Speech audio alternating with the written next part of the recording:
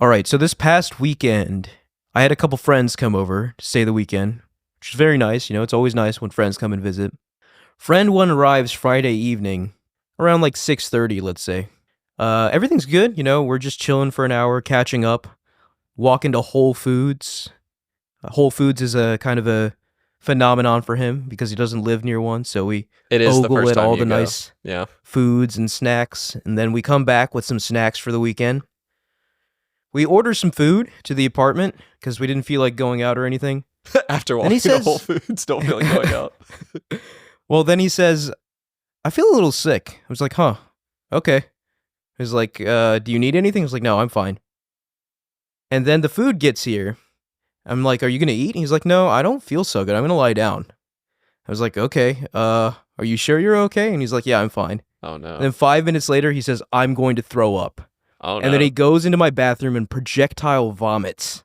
What did you feed this And man? I was like, no, I didn't feed him anything. He didn't eat anything. Oh. And then That's friend two arrives while friend one is infirmed. Mhm. We don't know what's going on, but he is now bedridden at this point. He has taken my bedroom. I've given him my bedroom because, like, okay, you're resting. Kind. And probably 5 times throughout the entire night, he got up and just vomited everywhere. And a couple of those times, he didn't even make it to the toilet. Aw. He hit the sink. Oh, okay. So we were like, what is happening? Like, this is some kind of food poisoning or something. Yeah. Turns out he got norovirus. Oh, my no. God. So he has, like, the timing of this is just remarkable, right? Because when he showed up, he was totally fine. No Yeah. symptoms, anything. And then in that hour and a half, he went from stomach pains to throwing up to, norovirus. That's crazy. And norovirus is, like, extremely contagious, highly transmissible. So me and my other friend were like, oh, we're just screwed. This is happening to us. Like, there's no way to avoid this. But we kept him in my bedroom, so he was kind of sectioned off where he just rested for basically a day and a half. We didn't leave the apartment. And then, like, after a day and a half, the vomiting stopped. He was fine, mostly. He still didn't eat much, but we, just hung out and played video games. But I am norovirus free. It is now Tuesday evening as we're recording this. I think if I was going to get it, I would have gotten it by now. Probably. So I have somehow dodged this, which is great. Giga Chat immune system. I know, it's like my immune system deserves a raise after that. Yeah. Like that, I was within like Drink some 3 feet of this guy for an entire weekend. Drink some And, orange Cleaned juice up is a his bonus. vomit. Ugh. Well, he cleaned up his own vomit. I didn't clean up his vomit because I'm not Not that good a host. cleaning up infected vomit. Yeah. but but yeah, that was the crazy thing that happened to me this weekend. Gross. Survived norovirus and am norovirus free despite being highly exposed to it. It's like The Last of Us in real life. So true.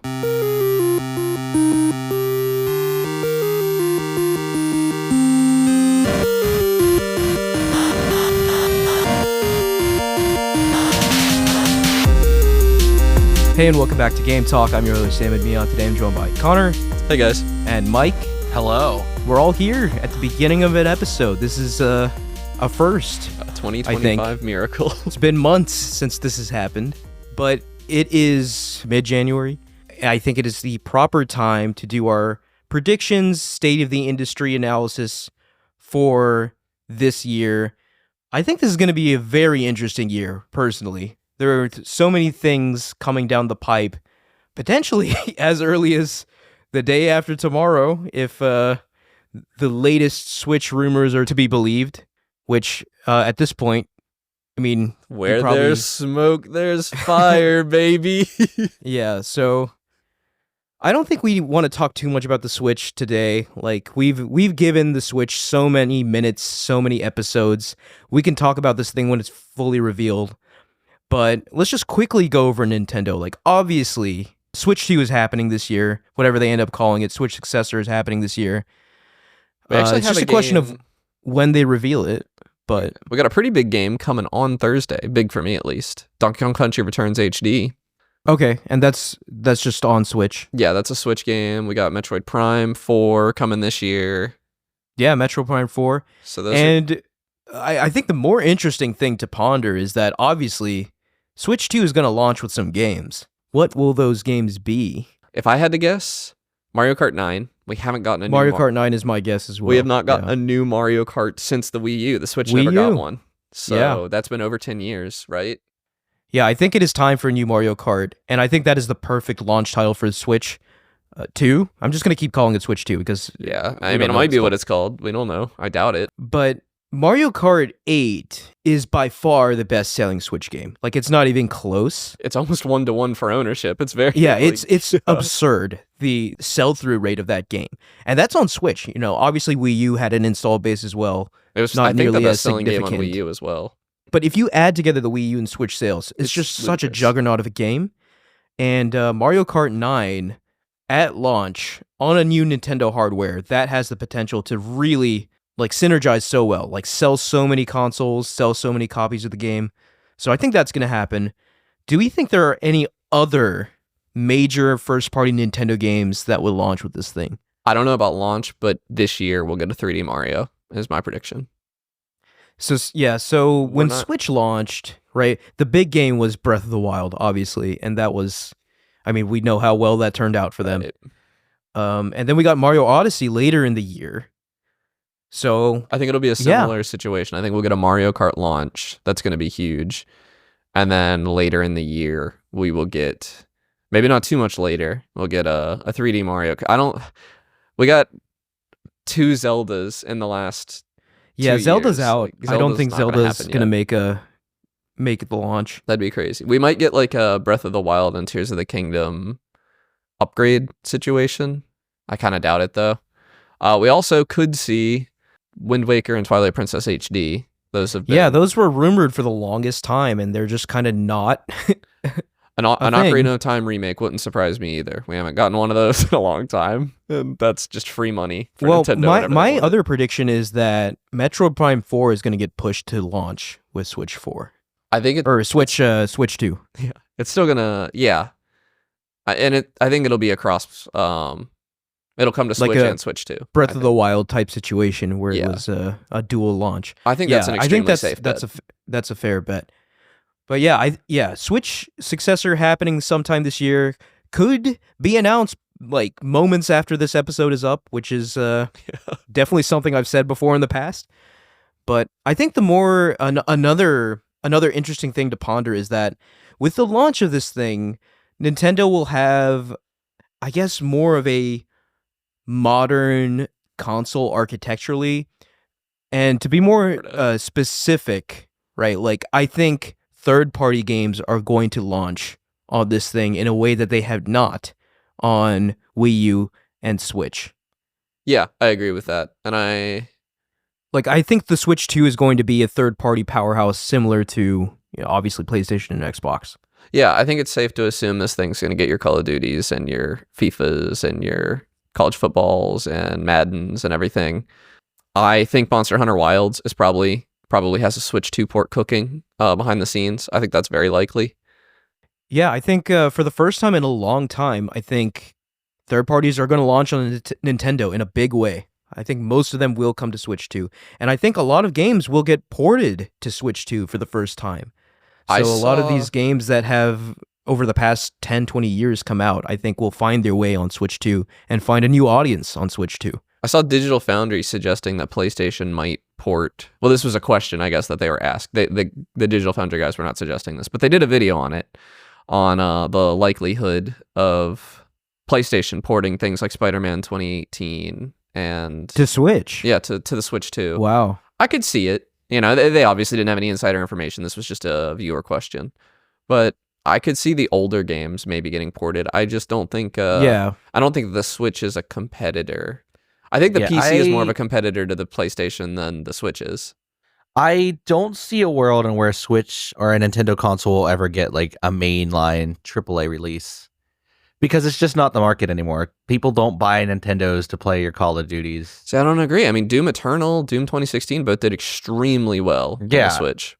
I think that's games historically the pattern, Mike, but I do think people see the Switch Like people that release their game on PC, PlayStation, and Xbox look at Switch and see dollar signs there. To them, that's potential new people, new audience for their game. So It really I think they'll depends. at least try. Like Call of Duty right now is its own platform. Right. What is it now? 500 gigabytes, I think. No. More, probably Well, more. yeah, for all of it. For all of it. But for just the newest game, it's And- like 100. Yeah, and to play Warzone, I think you do need all of it. Oh, really? I'm not sure. I don't Well, you should play just Call play of it. Duty. You should probably just If- play a good battle royale like Yeah, Fortnite just play a good or battle royale. PUBG or Apex Legends. Well, that raises another interesting question. How much storage capacity will the Switch 2 have? it can't be if less it's going than a to support terabyte. Maybe a terabyte. modern video games. It's a handheld, so it's probably going to have a terabyte with SD card expansion. I'm going to predict 500 gigs. Yeah, in the 500 system. gigs SD card. I could see 500 gigs, but like a terabyte NVMe SSD is just not that expensive anymore.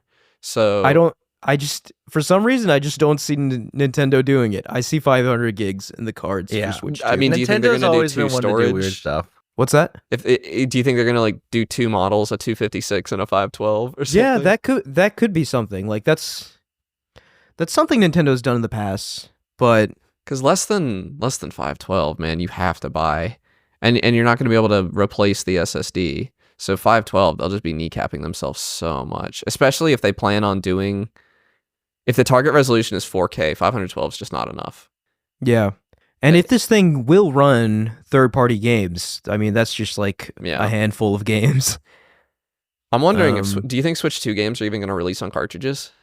Yeah, I think well, I don't know, right? Like they could be digital only and it could retain the cartridge slot for Switch 1 Yeah. backwards compatibility. That's kind of what I'm thinking. Because Yeah, the because games are like, going to have if- to be bigger. Right, like especially with 4K assets now in the mix. And all this grain of salt, obviously, Grain of 'cause nothing's salt, been yeah. officially announced. But if we follow that through, right, like Games you're are gonna put your bigger. 4K games on a cartridge? Yeah, that's I gonna don't be I don't an know. expensive cartridge. Unless they develop another kind of proprietary UMDs. format. Yeah, The I don't return know. of the UMD. The GameCube is back. No. I think I that might wish. be enough Switch 2, though. Yeah, we've talked about Switch 2 enough, and I think Nintendo's position is the thing I want to talk about more so than the Switch 2. And I think overall, they're in a fantastic Yeah, it's position. their game probably, to lose right now. Probably in a healthier position than anyone else right Yeah. now. Yeah, but they're about to Switch- make a transition. That transition to 4K is Yeah. tricky. And Yeah. well, Assuming they transitions do it. in general for Nintendo end up being tricky. If you just look at the historical data. It's been a really long time It's since they've kind of done a two coin flip, consoles in right? a row. Yeah. Yeah. The So- the GameCube was bad, the Wii was great, the Wii U was terrible, the Switch was great. Yeah. So I don't know, that makes it a little more exciting. But if Nintendo really did go the boring quote unquote route with this console, and that it's just a beefier Switch, then I could see it being successful. Yeah. But I suppose we'll see. I'll be back So to Nintendo in a very dominant position early in the year, and I think will be throughout the year as well. I think they'll sell lots of copies of their new console. I think it'll be sold out around launch, and it'll be very difficult to get. I don't think they can reach the demand Do you for think this you're thing. gonna end up fighting a toddler in Toys R Us again? Just like the first time? Yeah, for sure. I will this time. I think the only console I've ever bought on launch is a 3DS, and that was not difficult. Nobody wanted those. Yeah, I mean, I think I a might do that for the 3D Switch hand- too, though. I think the 3DS is one of those platforms that I think we give it too much credit. I No, it grew honestly into it. preferred the 2DS. It got good. The 3DS got good. It started very weak though. There were Every no time I games. played a 3DS, I'd turn off the 3D feature. Oh, everybody did. Like its whole gimmick Yeah. was not. Although the 3D usable. did get better in the later Way better. iterations of that console, but I like, use don't it know. now when I take It's out a my gimmick. 3DS. I use it, Mhm. but It's just, I mean, it's just it's like a neat time capsule because during that time, manufacturers were releasing 3D TVs as well. 3D movies were a thing, you know, like 3D movies. it was still this a thing. whole. Really, you can go to the theater and watch a 3D movie? Yeah. Is that still a thing? I believe so. I know you can still get 3D copies of movies to watch at home. You can make a 3D screen with projectors, and you can also watch movies in VR, and that's becoming a big thing. And movies in VR, the 3D actually works, so it's really good. Right. It's not I've never tried that deeply before. flawed technology. Yeah, watching movies in VR. Actually, that's why I watched a lot of Dragon Ball Super was in VR on a big screen. Goku flying at you. I didn't have a TV about to or punch you in the anything at face. time, so. So, anyways, I think we should move on to maybe PlayStation, because I think you mentioned something very interesting, Connor. The possibility of old PlayStation games coming to other consoles like the Switch 2.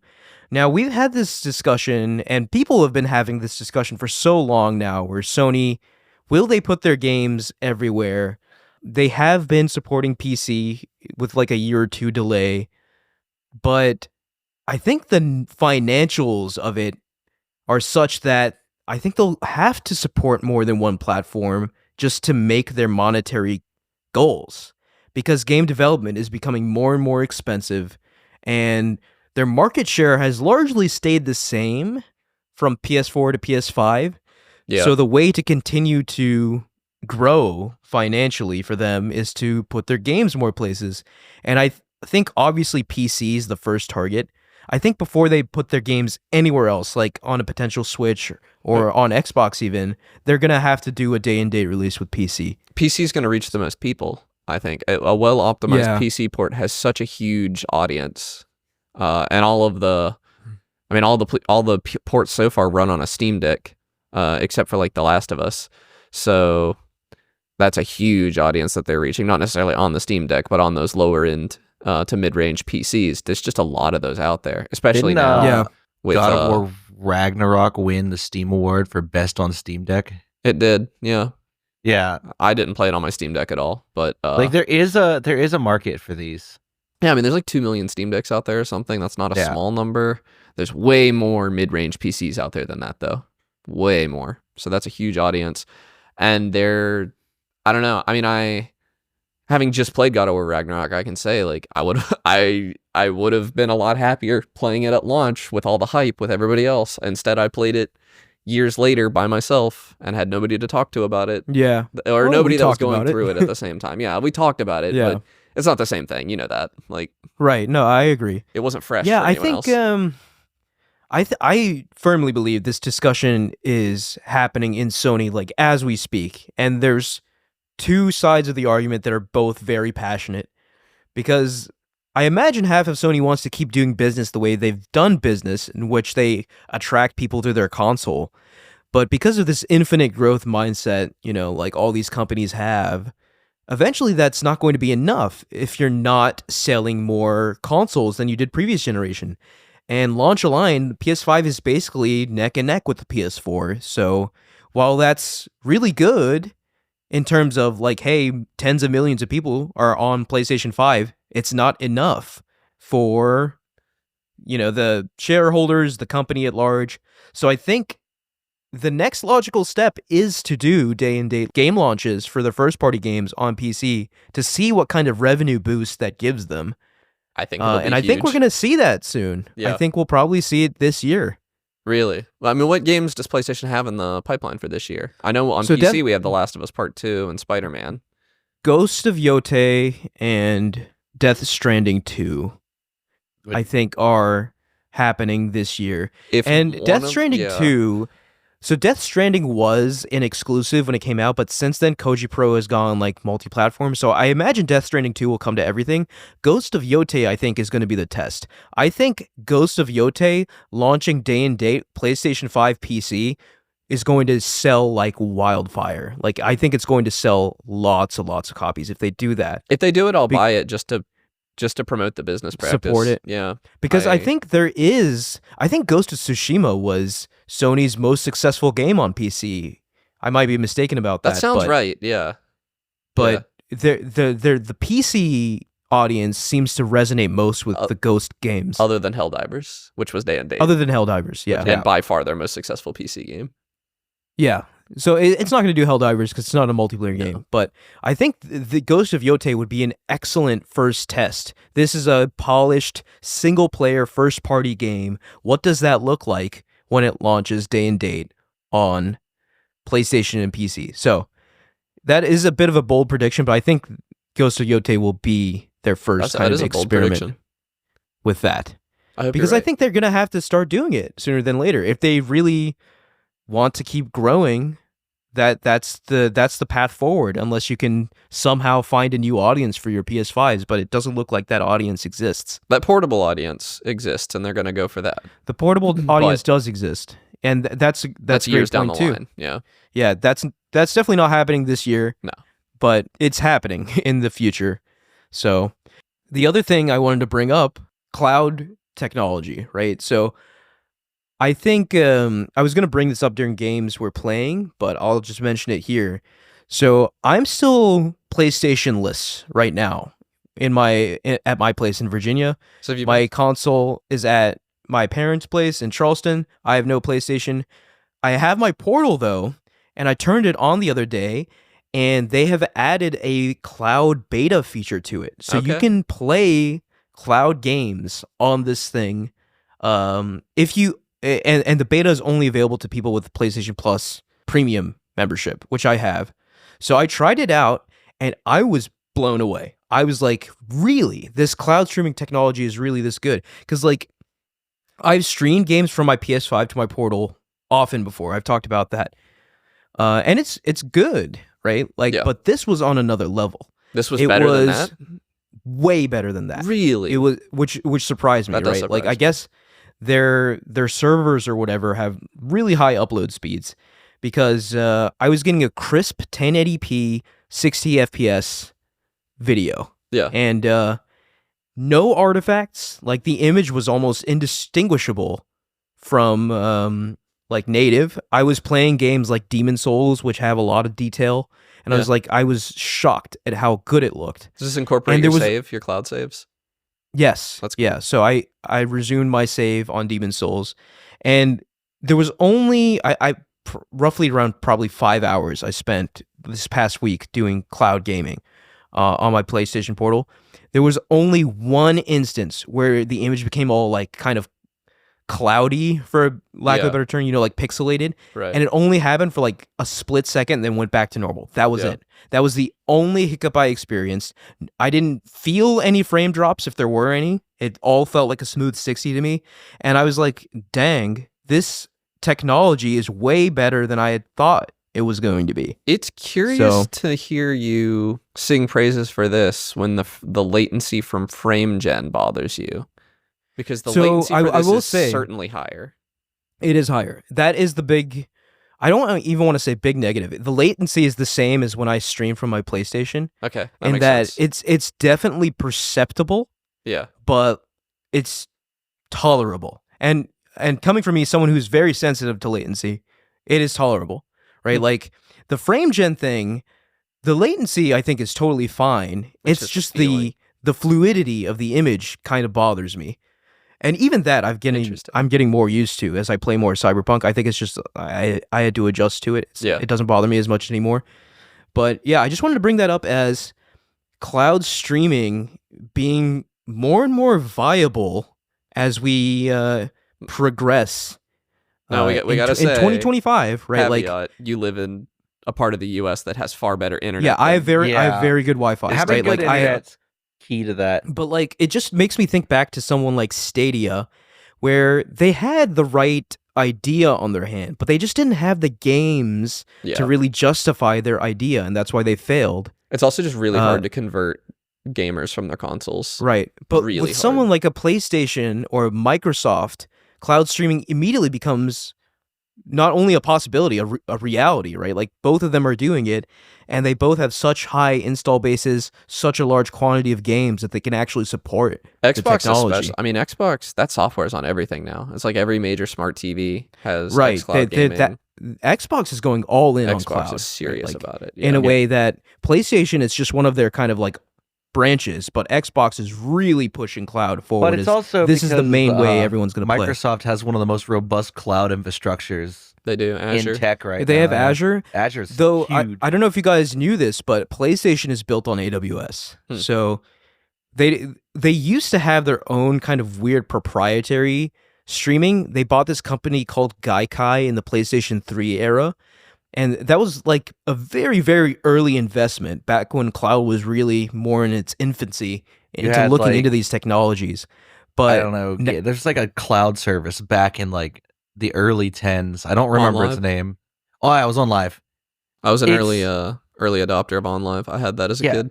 It's super weird that now cloud is something that we consider when OnLive existed back in like 2010 and OnLive was how I played Just functioned. Cause 2. When I was a kid, I was a kid. I wasn't sensitive to frame rates or latency or anything at the time, but OnLive felt like a perfectly acceptable way. I played Just Cause 2, and I think I might have played a good bit of Batman Arkham Asylum on it. And now you look at something like OnLive and it's a mess.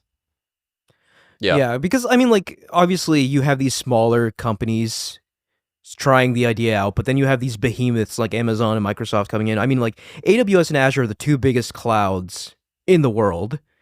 I mean, if you want to be blown away by one of them, try GeForce Now.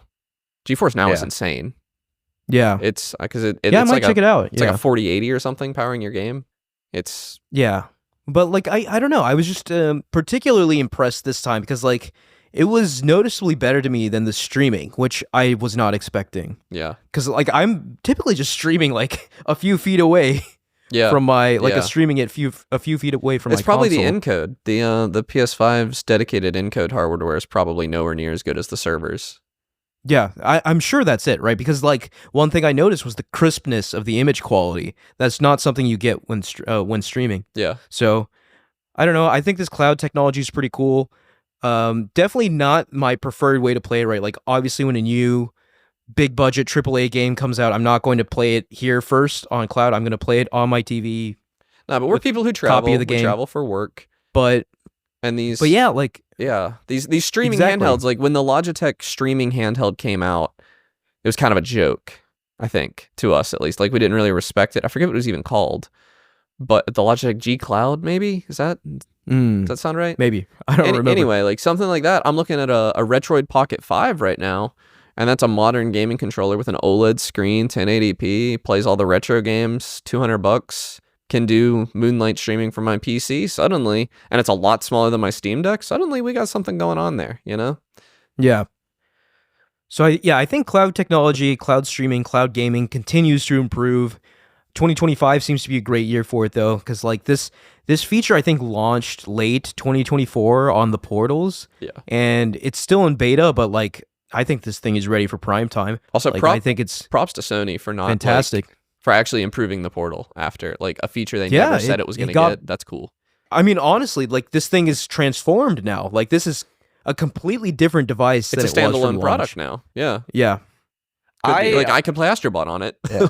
I honestly think this is going to be the year where like AI and generative AI is used in games in a good way, because we've already seen it with DLSS and everything. But yeah, I feel like that's you got to talk about AI, Gen AI when talking about the state of 2025. I've seen early access games use generative AI to kind of fill out content that they're gonna fix and replace later. I don't think we'll get a AAA game, but using anything other. Call of Duty already has AI art in it, which is awful, and it looks like dog water. It's just terrible. But I still think we're pretty far away from AI assets in AAA games. We're going to see a lot more AI pick up in the back end, like far from where the player will see it, where you'll never know it had AI in it or used. I mean, like the NVIDIA announced neural faces recently. Yeah. That's just deep fake. I think it looks like, I don't know if you guys saw it. It looks awful, but EA's college football game used AI for their faces. Like they got a bunch of sample faces from people. Yeah. Paid them for it and then used AI to generate the rest of the face presets. I think they're that's not fine. bad. The player faces are not awful. I don't know. Like it I guess it depends on the scale of your game. If you're an indie game, maybe even a AA game, like yeah, I guess those AI faces might do the job. But what I'm trying to say is, right, like a lot of these, like say like Naughty Dog or Sony Santa Monica for God of War, they have like these really intense performances from actors. Yeah. And they and no AI could ever capture that, right? Like they have like all this facial capture technology on them to really get their faces as they're performing, and at least AI as it exists right now cannot do that. See, the biggest problem right now and why AI is kind of a hot button topic is that right now games take 7+ years to make. And a lot of that is spent in the art department. And any way an artist could speed up their workflow, whether it's using AI to prototype or whatever, honestly, I'm all for that. Yeah, we had this discussion in the past, actually, where we talked about like AI art prototyping, but Yeah, Connor if an brought up the AI good point that like someone has the job to do that. Yeah. If as an well. AI can completely smooth over vertices, like that's all the 3D modeler wants. We don't need an AI to do that, though. We already have algorithms that can do that pretty well. Like, I don't know. That's not exactly a revolution. But it's all about easing workflow of mundane tasks for artists. But that's the kind of like the meat of the issue, though, where it's tough, where like, yes, obviously executives want to use AI to speed things up and make things easier, but there has to be a balance of doing that while still retaining the quality of your game, while still retaining your employees. I'm right, kind and of oftentimes excited, one of those things gives when you implement AI at scale in one of these games. I'm kind of excited for the concept of using AI and optimization. That's just Because- DLSS. Yeah, that's DLSS, but you could use that And on everybody the hates it. tool set end. No, everyone doesn't hate No one- DLSS. I don't A hate lot Most of people people like hate it. DLSS. I think most they're people just like haters. it. They The just wanna YouTube spend more comments money. hate it. Yeah, because those people don't want to spend There thousands is on a I think 4090, subset you know? of purists that don't like the AI. I need image, to use but- all I can, all my life savings to buy a 5090 and, I mean, and I mean, you don't complain have to when the buy games anything. Don't work on That's it. the thing. we saw Jensen come up, and it was like 6 of 16 million pixels that were generated for the videos she showed, or he showed rather. I'm thinking of Lisa Sue. He showed only 2 million of them were actual raster, like produced by the video card, and the entire rest of that was AI generated. Like DLSS is something that I'm glad exists because you can get a lot more power out of a card with DLSS and visual fidelity. If you're just gonna get used to the fact that sometimes there's going to be artifacting. everything's gonna be blurry forever. Yeah, I mean, that's what you get to take out of it. I don't care. I play at 1080p, Well- so it really doesn't. The blurriness doesn't pop out. Well, like to it be does at fair, 4K. everything's going to be blurry for now. Yeah, it's gonna get machine better. learning inherently means that it's going to get better and better over time. That's not gonna happen in 2025 though. Yeah. It's not going to happen in 2025. We're but gonna see a point where where games are gonna run well again. Honestly, I'm excited. Yeah. I think when we that is something that I think will happen in 2025. We got our first fully ray traced game, like ground up ray tracing in Indiana Jones in 2024, and it was kind of big news, and everybody thought it was going to be kind of a mess for that reason. And it came out. Was it really the first? It was the Yeah. first one with no fallback. So I it just mean, would not run now- on a card that could not ray trace. Oh, I see what you're saying. And so- Nowadays, if you don't have a 20 series, you're now behind. You just have can't run to- it. But yeah, you that's just can't run. That's fine in my mind. The oldest ray tracing cards are like 8 years old at this point. Yeah, if 8 years ago ray tracing was this fantastic thing that cut your frames down to 0, and now, honestly, I don't really notice a frame dip from ray tracing as much anymore. Well, so the reason I brought that up is Indiana Jones has probably the best implementation of ray traced global illumination I've seen Yeah, in a game, and it runs really, really well. And that part of that is because of optimizations they were able to do by only having that, by not supporting traditional lighting techniques. And I Yeah. think we're going to Yeah. start to see that more in games in the near future. This might be the year of optimization, and honestly, that's kind of why I like the concept of AI easing workflow, because more people can spend more time on optimizing rather than So AI cannot problem optimize solving. code. Yeah, though. AI can't optimize. AI That's the writes person. dog water code. Having used it before, it writes Yeah. the most obvious solution. It can't. Unfortunately, that is the future. Yeah. So many CS programs are tainted by ChatGPT now. It kills optimization. If you use AI in your workflow to generate code, then you are going to spend hours. Yeah, I upon don't know if we hours wanna going get and into- cleaning up yeah, behind into it. this AI is discussion. super weird. Yeah, I But, don't like, think so either. I think I'm we should move back to the major kinda platforms. in the middle. But no, I think it is worth bringing up AI ML in the context of game making and games in general, because yes, we're going to see more of it. Obviously, DLSS, FSR, fantastic technologies, and we'll get our first taste of the new DLSS and FSR here soon. Well, And these cards launch this kind year. of excited for In a- those 50 series cards. 2 weeks. 2 weeks, and we I- should have two- seen. I mean, I None of might us are save getting money. them though, right? I might Nah, we're save not money gonna. for a 50 series. I think it. Oh man, it's You time. are? Okay. I might. Going think for about the it. 70 or 80? I'll probably go 70. I would go 70. I'm on a 30 series card, so it's 2 generations. It's a fair upgrade. Yeah, I agree. And I'm reaching points where games aren't running well because of my graphics cards. So I'm like, maybe I should go. But Yeah. it's mostly Marvel Rivals. But just to put a quick cap on PlayStation, because that's yeah, where this that was where we discussion started. Yeah. I do think this year, other than having a kind of strong first-party presence, will be a kind of quiet year for PlayStation. They had their PlayStation 5 Pro launch last year, and I think that console is exciting in what it portends for the PlayStation 6. Like you said, Connor, a lot of games going forward are going to require ray tracing. Yeah. And I think PlayStation 6 next Xbox, that's going to be a requirement for games. Yeah, Much I think like so too. on PS5, Xbox Series, games had to have an SSD now. Yeah. I think this is the next kind of jump milestone where, okay, this is the line in the sand we're drawing. Everything has to be here or above. On the subject of ray tracing as well, the first company to release a budget grade ray tracing card is gonna make bank. They already did. Intel did that. Intel did? Okay. Yeah. The Battle Mage, it's like $250 or $350 for the Battle Mage GPUs. Oh, yeah. And they can do ray tracing, I believe, and they can use XeSS. They're good cards at that price range. Yeah. Really good. That is the future because there's really no big budget cards anymore other than Intel. Yeah. Yeah, even AMD's not in that space particularly. And you shouldn't be buying like the 4050, the 3050, the 5050. You should not buy those. Those are bad cards. Those are bad cards from Nvidia. They're horrible. I do think ray tracing on the PS6 I think will be a thing, and the next Xbox, whatever that is. I also am interested if once consoles have AI cores in them, I am curious if there will be any gameplay consequences to that.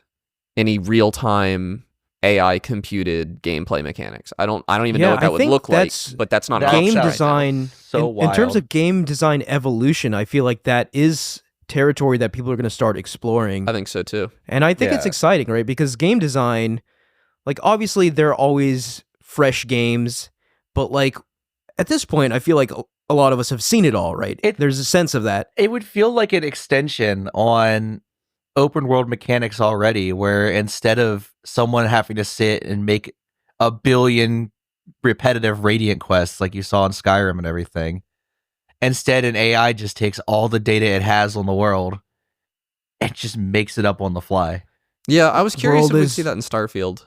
Extremely reactive I'm to you. curious we might see that in Elder Mhm. Scrolls 6. Maybe. Like it's far enough away that that might happen. And that's yeah. leveraging AI to do things that would take so much technical labor to do otherwise. Do we have anything? Yeah, I think we're like personally, I think we're still kind of far away from that. Yeah, Because I don't agree. think AI is advanced enough to do that yet. We but I also do just don't see have that a way as a to do it on potential console. Future, yeah. Console 'Cause, can't run those I mean, models. Console doesn't have the hardware to run that yet. And they're not This gonna is make like a a next game. gen kind of discussion. Yeah, they're just not going to make a game like that. Like, you know, they're not going to make a game with a small audience. I don't think we see that until maybe halfway through next gen, something like that. Yeah, Yeah, it's coming. I fully believe that eventually AI will be leveraged to make an infinite game almost. Because I guess just to put a cap in the AI discussion though, because like relatively we are still early in AI, Yeah. right? So that's why we see all these great implementations like It's moved so these- fast though. these technologies like DLSS and all these really crappy implementations where like, okay, let's generate some art and put it in our games. People are exploring this technology, and I think as we explore it further, we're going to come up with some really good use cases for it and hopefully get rid of the bad ones. Yeah. That's my hope. So, Like, there's nothing wrong with using AI with data sets that you procure from artists that you paid. The only thing There's wrong nothing with it wrong is with that that. it's impossible. Yeah. It's- If but if you here's the put thing. the So, legwork in and you generate an entire world for an AI to pull quests from, but look at how many like every time a major game launches, they always have these stats, like Baldur's Gate 3 or Yeah. Helldivers 2. It's like 17 billion hours played across like all these. Imagine all that being used to train a custom AI for the game. Yeah. But all those billions of hours only have X many lines of dialogue, probably hundreds of thousands, but lines of dialogue that were already written for the game, and that's nowhere near enough to train an AI model on. Yeah. So I mean, okay, you're there's so talking much. about dialogue, right? But like Well, yeah, I'm but for talking about like, instance, like just for example, I'm gonna bring up Helldivers 2, right? Like that game already has a reactive world where a sort of game master controls what's happening. Like an AI could react to, okay, the players are pushing back on this front and maybe like push harder here, and then the players are losing on this front, so we ease up here. Like, but it'd have to be learning from Things the like that. algorithm that already exists. AI learning from an algorithm will never be as good as that algorithm. AI has to learn from an outside, like many outside sources in order to improve. AI studies people and it can get better. If it's just learning from your enemy algorithm, it's never going to be better than your enemy algorithm. If like a game like Helldivers reacted to the players and learned from what the players would tend to do, then yeah, it'd have some potential. But if it just popped off an algorithm, no, it wouldn't have any potential. It could do the players. Like if it was Yeah. learning from player actions, that could be valuable. But it needs many hundreds of thousands, if not millions, of instances to look at. So which it has. yeah, of player Yeah, actions, it does, yeah. But So I mean, that was just like an Yeah, example I is it- thought of off the top of my head. I Like, think my obviously- point is that it's very hard for us to sit here and come up with like what this could be used for. It's so new, right. It's so, I think the point is though that this So- will be used, and Yeah. I think we'll see more novel cases as early as this year, like 2025. Like people are still playing with this technology. We'll see some new stuff this year. It's a as well. frontier that has moved scarily fast.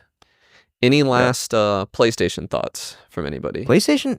So no, I think I summed it up where, like, I think this will be a relatively quiet year for them. Obviously, I think Ghost of Yotei will be a huge success. The big prediction I have for that is that it will launch day and date on PC, but we'll I see about hope that. you're Yeah, right. I think. Xbox. Xbox is going to be the opposite this year. I think this year's going to be huge Yeah. for them. This is not going to be a quiet year at all. They have South of Midnight. Is that what that's called? Yes, They have Fable, allegedly. allegedly. Avowed. Is that what it's called? Avowed. Yes. That's going to be big. That's in Obsidian like game. that's soon. That's in a month from now. That could be Oblivion fun. remake, Oblivion allegedly. remake. Allegedly. I have seen so much smoke that I think it's real. I think that Bethesda outsourced it to a I think third-party it's real. company, Yeah. but I think it's real. We And at have an that Xbox point- Direct soon. Yeah. According Yeah, to apparently, rumors. according to the leak that I Doom as well. it is Doom, not. Dark Ages. Yeah, according to the leak, it's not going to be announced on this Xbox Direct.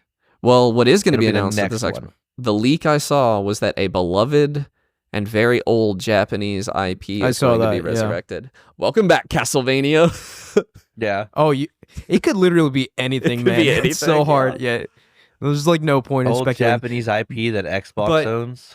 I do Well, they think, don't have to own it. Yeah, like, obviously it started with Indiana Jones, but I think they'll have a continuous run of really good games that review well as well. I think so. I think too. that's coming for Xbox finally. I'm excited to see and- more details about Fable, like gameplay. Are they going to Yeah. continue down this ray traced? Like, is Doom Dark Ages going to be ray trace only, like Indiana Jones? That's interesting to me. I don't know. Yeah. But what I'm most interested in is their strategy in 2025 and beyond. Last year they had that marketing push where everything is in Xbox, right? Like they have this idea where you just install the Xbox app, use cloud gaming to play your games, and that's that. That is their end game. They want that to be Xbox. I think they want to get out of the hardware race as soon as they can, yeah, because I think they want to be a pure software company. And I mean, I don't like really that. blame them. Yeah, I like Like- that for me. I think they want their games on PlayStation. I think they want their games on Switch too. And I think that's going to happen, by the way. I think, like, with PlayStation, the furthest I would go is say, like, okay, maybe a first-party game launches day and date on PC. I think with Xbox, this year we'll see a game that launches day and date on everything. I want to make And a- I mean everything. I'm saying a game will launch on the Xbox, on PC, on PlayStation, on Switch, day and all date. at the same time. Yeah. I want to make another bold Switch 2 prediction. I think Sea of Thieves is going to be a launch title on the Switch 2. Yeah, I could see it. I don't think Xbox is being shy at all about their intention here. Especially though, like they early last year when this first got announced, remember Phil Spencer was like, it's only these 5 games. Yeah. Don't worry. Yeah. We'll take care of you Xbox fans. I don't think That's so. not true. Yeah. They are going to put everything everywhere. And that's just the reality of Xbox. And I think that will go very well for them financially. I think so too. Where they don't have to really rely on things like, I mean, they don't even really need to rely on Game Pass. Like, they don't have to rely on things like their Xbox hardware on Game Pass. If they really put their games everywhere, especially now that they've got and they're good games good, coming. Yeah. people will buy them. That's been their real problem, is they have not had quality games coming out. And if Indiana Jones is any indication of what's coming down the pipe, they've got, I mean, I'm confident Doom Dark Ages is going to be excellent because the other 2 were great. Fable, easy to screw it up, but I don't think they will. I have faith. Yeah, I agree. I just really think it's kind of their year to lose. I think, in the same way that Nintendo is, it's just funny that we say that for Xbox though, because like, they will, they'll find a way. If Xbox can, they'll find a way to screw it up. No, but I am bullish for Xbox this year, especially considering their new push to put games everywhere. Because, like, at the end of the day, people are realizing that the old model of exclusives just doesn't make as much money as just games being everywhere. Yeah. So, do you think we'll see more layoffs this year? Yes. Oh, absolutely. Beyond a shadow of a doubt. 100%. As long as AI is still kicking. I'm like, we're at the halfway point of the 2020s, right? Yeah. Oh and my God. It's been what an insane thing for you to say. It has been You've wounded me. Insane. Like, we started it off with a massive, unprecedented global pandemic. We have to keep having layoffs so that we can have a depression in the 30s. Yeah, everyone was inside for the first 2 years of this decade, and so everything entertainment-wise grew. Stop saying that. 8 times as big, and now we're in the fall off where everyone just can't afford any of this anymore. Yeah, I do think that definitely happened, right? Where people overestimated the growth from COVID and fired everyone. Yeah. But I think people are continuing to fire because of AI now. Yeah. Because people have it in their head that, like, oh, AI can replace X percentage of our workforce. Meta is saying that by the end of this year, AI will be replacing mid-level engineers. I saw Zuckerberg I don't say that, believe and it, I think that's insane. I don't believe that at all. AI can't even meaningfully, I mean, AI is never going to push to prod the way a junior developer does. Yeah. No, I mean, like, I don't want to do a software and AI discussion because I have so much to say and it's so irrelevant. But yeah, I do think AI will be the reason for more layoffs. Yeah. And I think we're probably going to start hearing about them soon. Yeah, they're gonna hit. The tech industry's not looking great. The outlook for the entire tech industry and gaming, if you are a mid-level engineer, is not looking great. It's a low-level engineer. I really don't think mid-level. If you're like a low-level programmer, it's not looking great for you right now. Zuckerberg's coming for the mid-levels too. Yeah, Zuckerberg's an idiot though. But yeah, so I think Microsoft, I'm interested to see how their strategy pans out. I think they'll be very happy with the performance of their games. I think Switch 2 will be a big audience for Xbox games as well. Yeah. The latest rumor I saw is that Master Chief Collection is coming to Switch 2 and PlayStation 5 this year. That'd be insane. If and when that happens, that'll be a day for the history books, I think. Unless Master Chief on a PlayStation? If it has crossplay, that's hype. Master Chief Collection still... It doesn't right now. It's still... Well, it does for multiplayer, but for campaign, you still can't play crossplay co-op campaign in the Master Chief Collection. That's weird. It's why I've never played Halo 2. Yeah. And that's just... Well, most of the audience there is there for the multiplayer and not the campaign at this point. Because if you were interested in the campaign, you probably would have played it. I kind of disagree. Unless you weren't born or whatever. Yeah, I was gonna say, a lot of people weren't. A lot of people that are going to own a Switch 2 were not born for Halo 1, 2, and 3. That's fair. and they're not going to be there for that. They're not going to like that multiplayer. It's very dated. It's for them. not Fortnite. Yeah, but they could like those campaigns. Those campaigns are classic. Yeah, they're so good. Not that the multiplayer is not, but you know what I mean. As someone who's been playing 20-year-old games recently, a lot of them held up. Yeah, Like a I lot of the agree. good But ones. also, we're old. Or Yeah, I was 30. gonna say, is it because you're a boomer? Is that why you think that? No, I think games from that era just had a No, certain it's quality, the a timeless kids who are quality to wrong. them. It is the kids who are wrong. I'm 100% Because Halo convinced of 3 that. is still one of those games that's worth It a is. playthrough. Well, I will say, like, Halo 3, I mean, no multiplayer really feels like Halo to me. Like, Yeah. I've tried Halo likes before, but nothing really captures that same feel. Splitgate's pretty close. So, yeah, I remember Splitgate. It was the closest they I've definitely seen. tried. Yeah. They tried, yeah. That's got And a they're sequel getting, coming in 2025, yeah. I think. That's getting a sequel. But yeah, Microsoft looking bullish, putting their games everywhere. I like it. Yeah, so maybe we can just go around and talk about some odds and ends GTA here. 6 So we is not talked coming about out this year. Nintendo, PC, Xbox. GTA 6 is not PlayStation. coming this year. It's going to get delayed. That's the big Yeah. question I had for you guys. I don't think, Will GTA 6 come or get It delayed? won't, but Monster Hunter Wilds will still get snubbed for Game of the Year. That's my The prediction. biggest thing that's not coming this year. Assassin's Creed Shadows will No. not release. No, this that'll year. That'll happen. happen this year. Because That it is has- on its second honestly- delay. I wanted to bring that up because that has to happen. Otherwise, Ubisoft is finished. Yeah, Ubisoft they're is gone. hanging on by a thread right now. I mean, the and they've people already that put run out a it, yeah. statement. They've already put out a statement basically saying that they're up for sale. So, Well, they were negotiating think- with Tencent, right?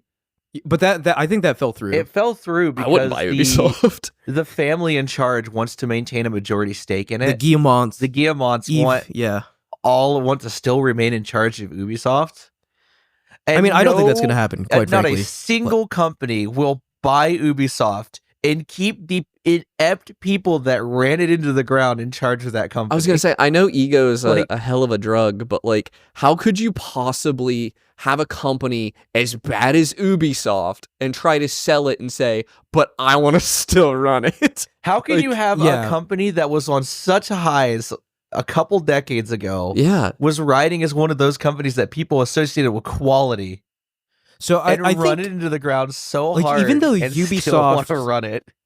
even though Ubisoft isn't really a respected name in gaming right now, I mean, they will still sell for a hefty price Yeah. because of their IP. They hold, Like, yeah. I mean, they have some legendary IP. Like Rayman. Assassin's Creed, in terms of an IP, as an IP, to own Assassin's Creed, to do whatever you want with it, that's huge. Rayman is also one. I can't mean, believe they went from a They studio. have so many. The Division, Splinter Cell, like oh, yeah. they Splinter have Cell. Rainbow Six. I mean, they Yeah. have so many. They went Are from they? a studio Do, where I'd wait, see do they have that Splinter logo. Cell? That They might do. be. I They don't do know. have Splinter Cell. Might be fake. They have Rainbow Okay. Yeah, Six? they have all Tom Clancy. They have Rainbow They have Six. the whole yeah. Tom Clancy name. Huh. Yeah. Yeah. So How do you go from a company like Ubisoft where you saw that logo pop up before you played a game in like the mid-10s and thought this is going to be good to a company that releases an Assassin's Creed and a Far Cry on alternating years? And that's it. I mean, you release the same game every year for 10 Yeah, years, it's and people don't want it how- anymore. it worked for How Call do of you Duty though. fall that far? You're right. Yeah. It worked I for don't know, Assassin's but- Creed for a long time. Yeah, and But now who do you they've- guys think? Like, who do you think will gobble them up? I mean, That's Nintendo. gonna be a hard gobble. 'cause that's- Nintendo. Not It- Nintendo. that'd it's be a crazy. hard ask because the It's tough Guillemonts 'cause, are like, so stubborn. I don't think it's going to be Microsoft because I still think the eye of Sauron is on them after the Activision purchase. So I think they still have to stay They low have for a lot while. of money they need to. Make I off honestly with. think Sony could afford to do it, but I don't think they want I don't to think do they'll it do it. because I don't think they're very I think like Ubisoft. if Sony is- were to go to for anyone to be a Japanese developer, I think. Ubisoft's the Titanic right now, and the Guillemonts are the captain staying with their ship. I don't think anyone's gonna come save them.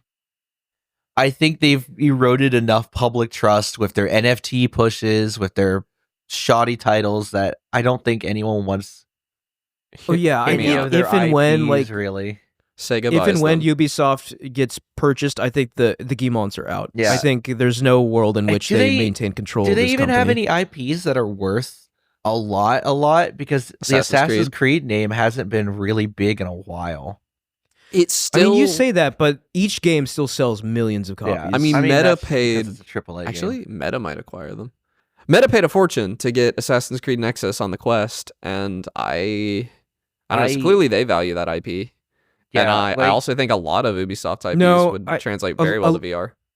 People value Assassin's Creed as an IP. Like, I know in more enthusiast circles, it's laughed at, but make no mistake, I think Assassin's Creed is still a very powerful Those IP. first 4 games are like still. I will say it's been a hot minute since I've seen someone in an Assassin's Creed hoodie, though. Well, I don't. Yeah. The whole like cultural zeitgeist it was in the 10s is gone. I didn't. But here's the thing: play the games. Valhalla was the best-selling game in the series, and that's one of the more recent ones. So it probably cost the most to make too, though. Yeah, it probably did. Yeah. So I don't know. I think Ubisoft's in an interesting position. We'll keep an eye on them this year. I think major things will happen with them, and I do think Assassin's Creed Shadows is a do or die level game for them. Like, depending on how that game does, will shape the future of that company. This might be the year that Overwatch 2 dies as well. You think so? When Marvel Rivals came out, it lost over half its player base. I'm not even kidding. It was drastic. Really? I haven't seen these numbers. Yeah. I like Marvel Rivals, though. Marvel Rivals has dropped, in its first month, it only dropped 10K players.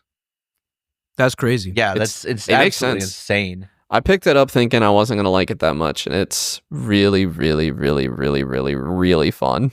Hold on, let me look at the Steam charts real fast, because I think it went up now. Yeah, its all-time peak went up. To what? To 642,000. That's a lot of players. Just on Steam. I mean, it's a free-to-play game. Yeah, its 24-hour peak is just 20,000 shy of 500K. This game's a really good free-to-play game. It deserves those player counts. Do we think there's going to be any more huge live service failures this year? Do we have any coming up? Oh man, it's hard to say. I don't know. I don't really follow them either. Yeah. Yeah, I don't know. Yeah, when season 1 launched, I think Sony has largely killed most of their That's smart. live service efforts. There's still a couple happening, but I don't know if they're scheduled for this year. But besides that, I don't really know of or am following any live service games because I'm just not interested in that space.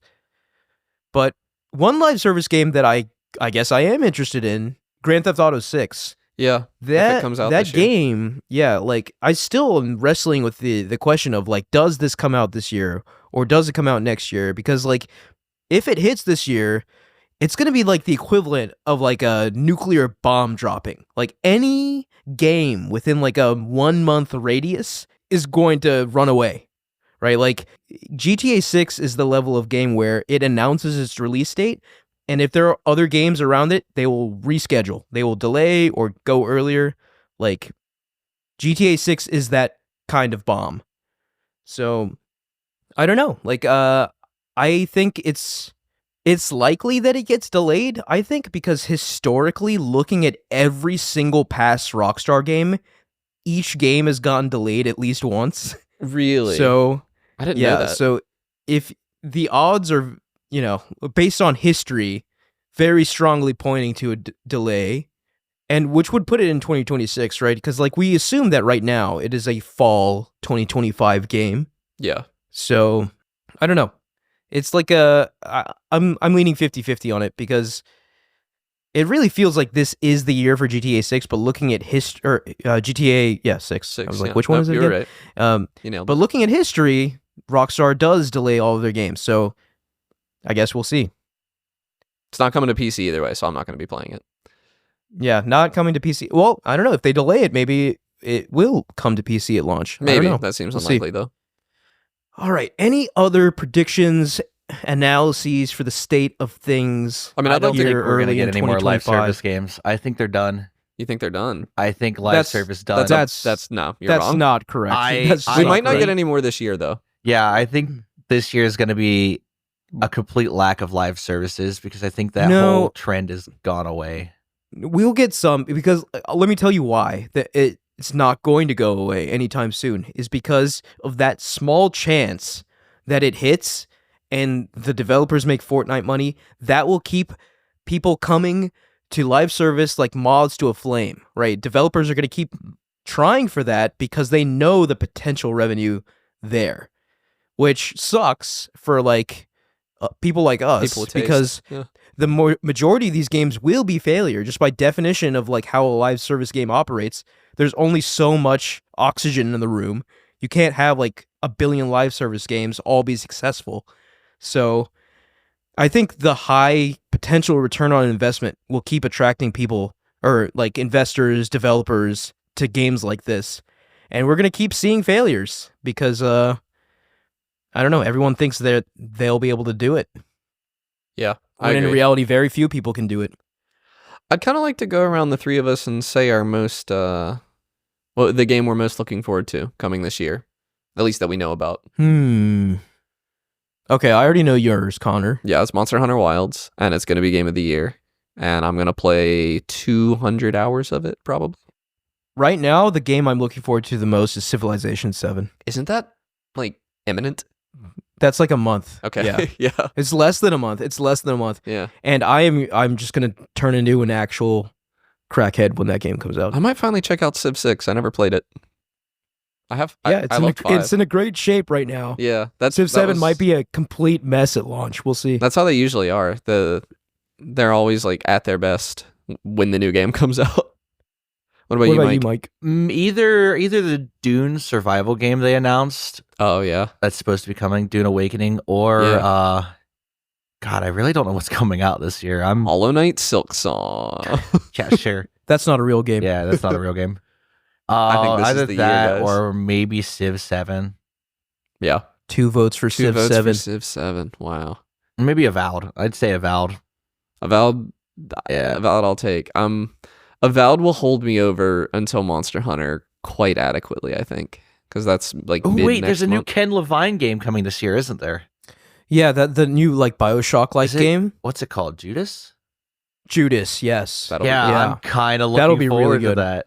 Oh, and Xbox has that Thief game, right? Is that Xbox? Yeah. There's the multiplayer Thief game coming. No, Maybe that was this coming to everything. year. Okay, but that's maybe this year. That's exciting to me too. That's probably runner Oh, up. I forgot about Ken Levine. a lot of good Civ Expected games. 7 release people. by March 2025. Ooh. There's a very real chance I just don't play anything else for months. Oh, and like the Mecha game Break? It'll like be the game a I talk about Diablo at the end of the level- show will be Civ 7 nonstop. Yeah, A Diablo Nivalis and level Mecha Break interrupter. also come out. So, oh man, I'm gonna be eating good this year. Yeah. I mean, make no mistake. This is going to be a historic year for video games. Like, even without GTA 6, it'll be a fantastic year.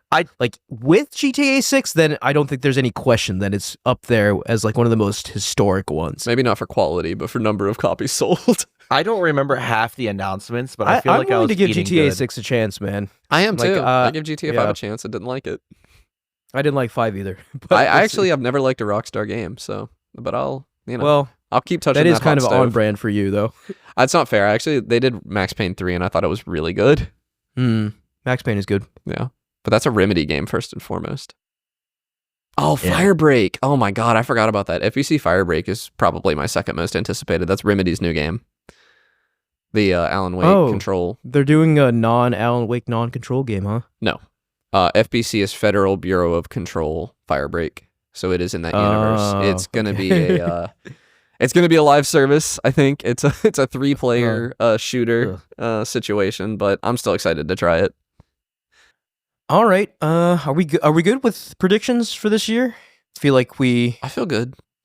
feel good. Yeah. Okay. I'm ready to I have let- like a billion games I've been playing to talk about. I have two. I have like I have two. 3 or 4. Okay. You should kick us off then.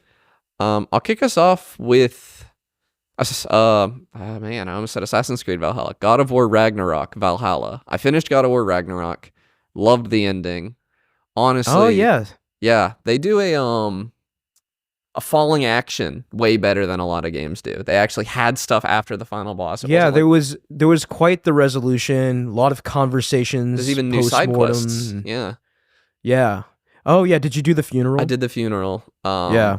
It was several days later, so it was like not really hitting, but they tried. That's not their fault. If I just played it immediately, it would have hit. And then I started Valhalla, and a lot more to say about Valhalla. I think the combat hits in Valhalla way better than it ever did in the main game, just because you have everything unlocked right off the rip. It's so much easier to get into that flow state. I think the implementation of like the perks you can get and stuff and the builds, I think all that's really, really fun. And then they waste all of it by having fixed loot loss points where you are not skill blocked because this game mode is extraordinarily easy. You are just you have to like go through the loop just have X to go amount of through it, times to see the story. I hate it. That's so. Just make it harder. Like, just make it harder. It sucks. It's so stupid that I did nothing wrong. I love roguelikes. I love replaying content for mastery, but there's nothing to master here because it's so easy. It is just play for 40 minutes or whatever it takes to get to tier, beat tier. He says, you did a good job this time, Kratos. Maybe next time I'll show you something new. And then you have to start all over again. And it's like, exhausting. I mean, I think that's a for me. totally fair take. This was like a free add-on to God of War Ragnarok, so I think in that context, I'm a little bit more forgiving. It's not like a full game or a paid DLC. Yeah, but that's fair. I was more like as a roguelike, it's just fine, right? It's like just I fine. enjoyed it mostly because of the combat, because I'm a big fan of the combat. But I also wanted to see the story because I just can't get enough of Kratos in this new era. So that's primarily why I enjoyed it, but all your complaints are totally valid, I think. Because I actually think the combat works way better in this than it did in the base game. I feel, weirdly, it's not even more challenging than the base game, but I feel more inclined to use the different weapons, especially because you get different bonuses for different weapons. The enemy variety moment to moment is way better than the base game because in the base game, you tend to be seeing the same few enemies over and over for a couple hours because of the region you're in. Whereas in Valhalla, you're constantly moving from different enemy types. I really like that. That all works really well. I think they did the rooms pretty well, like the links between them. I think it's all pretty cool. It just, the progression is just bad. That's really my only meaningful complaint, is that I hate being taken out of a roguelite for something other than me losing. It wears me out. I mean, it's okay to do it once. I think it's okay to have a forced death in your first round, like Inscription does that. But doing it more than once is just, it's exhausting. Yeah, that's fair. Because it always gives you the same, like, oh, you made it pretty far this time, Kratos. Maybe you'll get it next time. It's like, no, I beat it. Shut up. I beat him. I did everything right. And you forced me back here. Makes me mad. I'm going to selfishly double back. I want to talk to you about the end of the game. Okay, yeah, do it. So what did you make of like the whole, and obviously spoilers, people, like if that wasn't clear. What did you make of the whole twist with Tyr not being Tyr and actually being Odin? There are actually signs throughout the game. Yeah, he keeps calling him Loki. Yeah, no, the signs were there. I didn't pick up on it, really. I didn't either. I was shocked. I spent the whole game thinking Angrboda was going to end up being Odin, and that the whole Ironwood section was going to have been an illusion. Because that just seemed way too convenient that he can just like fall asleep and be there or whatever. And also like Angrboda was also pushing him to fulfill his destiny and everything. Whereas Tyr kind of had a much gentler hand than she did. But yeah, I thought it was a good twist. Very sad to see what happened to Brock. I loved the way it was handled. I loved the way Sindri handled it. Sindri is more antagonistic towards Kratos and Atreus now. Yeah, all of that I thought was a shame to see, but but it was just really beautiful. Beautifully acted, beautifully portrayed, everything. I do think overall, this should have been a trilogy. Like, I don't know. I agree. Yeah. It's a weird problem because the first game, it wasn't as bad as this, but the first game felt like it had an entire act removed from it, God of War 2018. And then Ragnarok didn't feel like it had an entire act removed from it. It felt like it was two games that got squished into one for some reason. Yeah. And I think that's better than 2018, but it's just weird that for how good these games were, neither of them felt like the proper artistic vision, I guess. Neither of them felt complete, and I guess. I don't know if that's because like Cory Barlog directed God of War 2018, and then someone else, I forget his name, forgive me, directed Ragnarok. Yeah. But I just wanted to bring up, like, I love God of War Ragnarok. Like, so don't take what I'm about to say to sound like I dislike it, because it's one of my favorite PlayStation games. But I do feel strongly that, Like, yes, they're really, really high highs, like the emotional catharsis at the end where Kratos realizes that he can forgive himself. Yeah. I thought that was incredibly powerful, Yeah. incredibly well acted. The bittersweet parting with Atreus, Yeah. where Atreus kind of goes off on his own. Obviously, I think that's setting up a Miles Morales style I hope so. game. Yeah. I strongly feel that.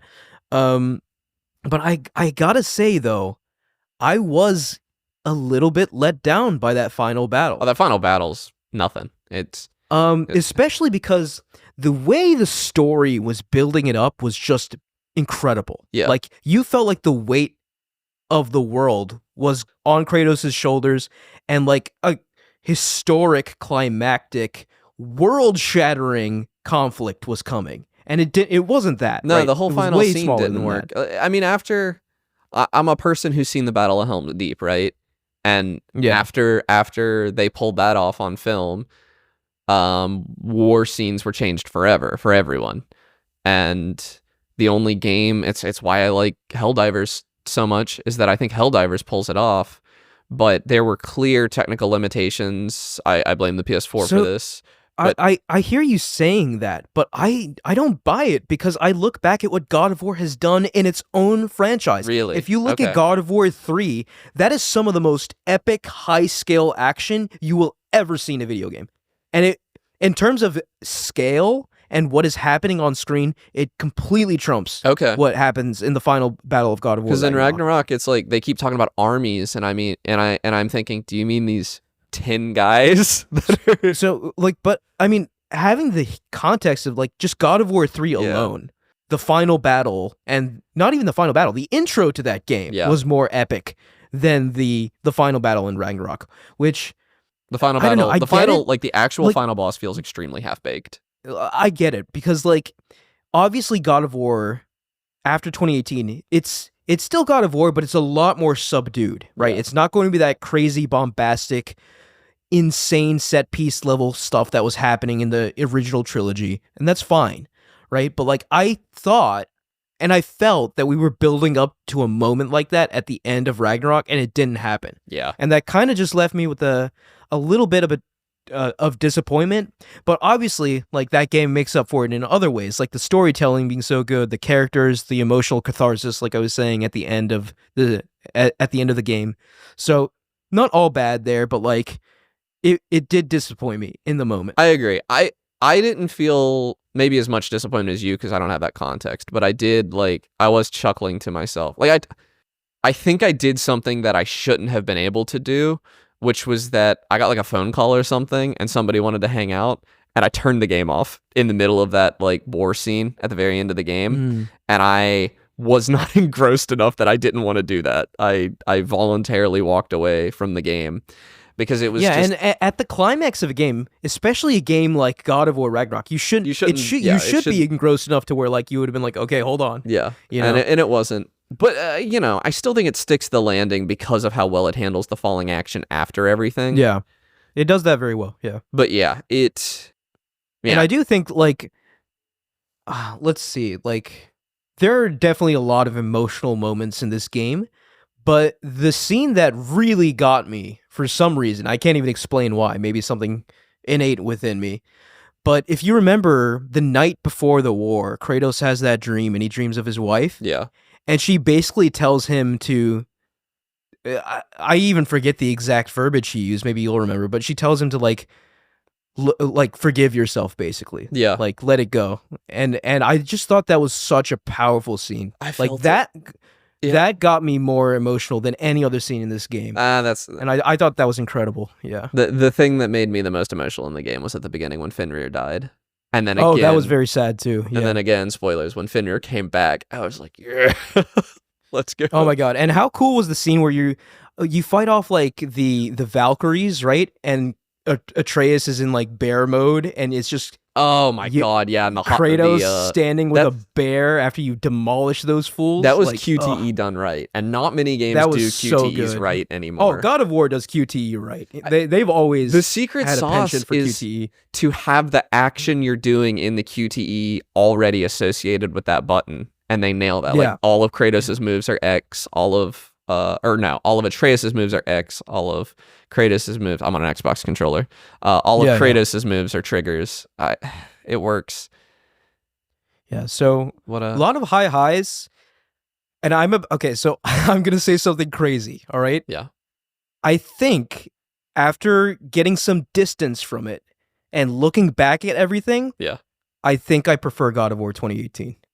I just find the incredibly personal story of Kratos and his son bonding while giving their mother, like his wife, Atreus' mother, a proper funeral, a very compelling story. I find that a very compelling story. I would agree with you 100% if it didn't feel like there was an act missing from that game. That was such a weird feeling in God of War 2018. But I definitely, when I finished, I wanted more so badly when I finished God of War 2018. I was so hyped for Ragnarok. Oh, yeah, me too. I was just like, this is everything. And I don't need feel that leaving Ragnarok. I feel fine. I agree. I feel like it's because done. they ended the story, right? Like, whatever comes next is going to be a brand new story arc. So I think they're about which equal. is also exciting in its own right.